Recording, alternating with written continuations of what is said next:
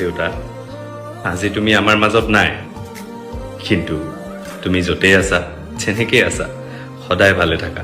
নেদেখাজনৰ ওচৰত এই প্ৰাৰ্থনা। সাহস আছিলা তুমি মোৰ দেউতা, কিন্তু বিধাতাৰ বিধিৰ আগত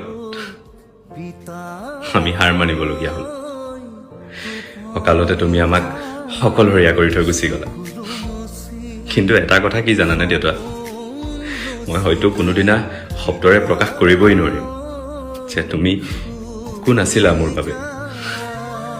তোমাৰ মৰমবোৰ সেই বিশাল আকাশখনৰ দৰে, যি মই শব্দৰে কেতিয়াও প্ৰকাশ কৰিব নোৱাৰো। সদায় ভালে থাকা তুমি। নিচুকনি গীত শুনামে তোৰ পিতা